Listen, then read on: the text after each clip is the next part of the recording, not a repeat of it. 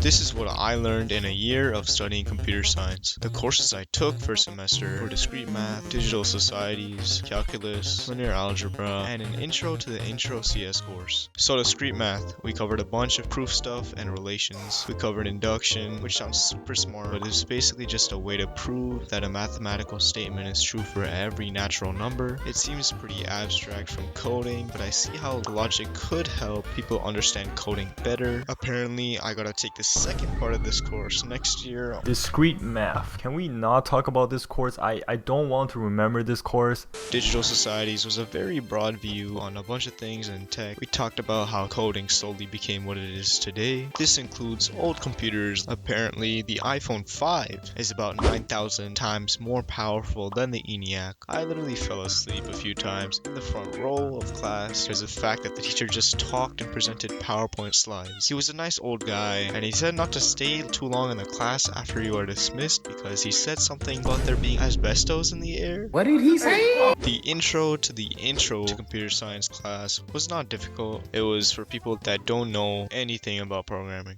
Second semester, I took the actual intro to CS course, a philosophy course, and an intro to statistics course. The calculus exam average was pretty hard to look at. Are you serious right now, bro? Yeah, I passed because I'm just sick like that.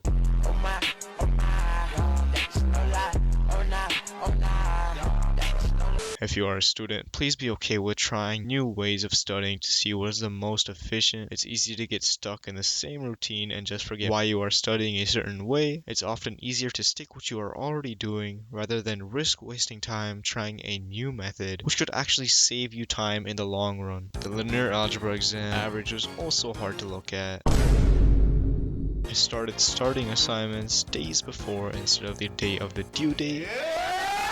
In our second introduction to computer science course, we have a huge projector screen. Our professor decided to use a small blackboard in the bottom of the class. We tested functions, which basically allowed us to cover all cases in our code for what could go wrong. We also briefly covered recursion, where basically your function calls itself. This could be used when searching for a file through folders. Something easier to understand would be calculating the Fibonacci sequence, which consists of adding the last two terms to get the next term. After declaring the base cases in a function, you'd call the function again within itself with decreasing indices. It takes a while to wrap your head around it at first. We also talked about time and space complexity. Time complexity describes how long a computer takes to run the algorithm. So for example, let's say you have a sorted list to search through and we are trying to find the number 8 in the list. Instead of looking at each item to find 8, we can use an algorithm called binary search to speed up our process.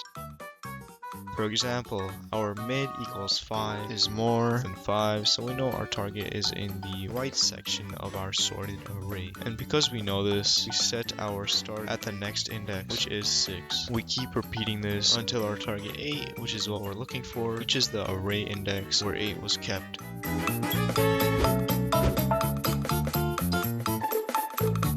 We have found 8. That was a very quick overview. The space complexity of an algorithm is the amount of memory used to run it. For example, the difference in how merge sort and selection sort operate. Because merge sort uses multiple lists, its time complexity is larger than insertion sort. Philosophy was supposed to be my third elective, where my mark could fly high, but that didn't pan out as well as I wished. We read and analyzed the works of Kant, Hume, Aristotle, and more. I thought the course would be very interesting because of the cool videos about philosophy I saw on YouTube, but it fell short on that aspect. I feel lied to. It was an objectively good course with a good professor, but it just wasn't right for me. During the last class, the professor literally said we would forget all of the course material after submitting our last assignment. Why you did that? I didn't see. Why you did that? I thought. Why did you did that? I just- No. Why you did that? My intro to stats course was taking lots of formulas and applying them, and I've heard this is one of the most boring courses you can take, though my professor definitely made the course more enjoyable with his attitude and his stories. We covered this problem in class called the Monty Hall problem. Let's say behind one of these doors, there's that Lambo truck you've been wanting. Let's say you pick door 1, and now let's say I open the second door, and there's nothing behind it. Do you want to switch doors or stay on door 1? This decision started a ton of debate. You would think that you have a 1/2 and 1/2 chance of getting the car, but you actually don't. Statistically, you should actually switch every single time. I'll let Lisa Goldberg explain the rest, as she can explain this much better than me. So there is a 1/3 chance that the car is behind the door you picked initially. That means there must be a 2/3 chance the car is somewhere else. And since we know that somewhere else cannot be door number 2, because Monty showed us that, it's got to be over here. So this is what you should choose.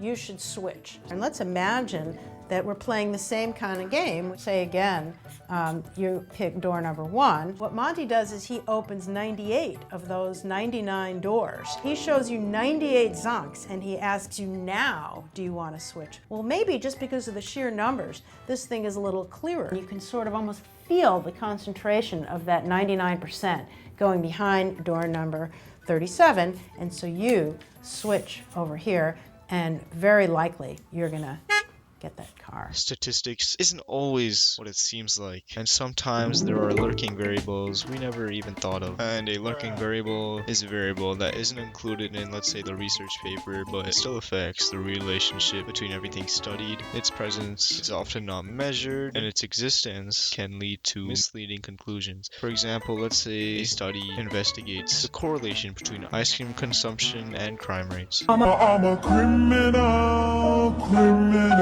The study finds a big relationship between the two, which means that as ice cream consumption increases, so does crime rates. What did he say? So stop eating ice cream, guys. Shut up.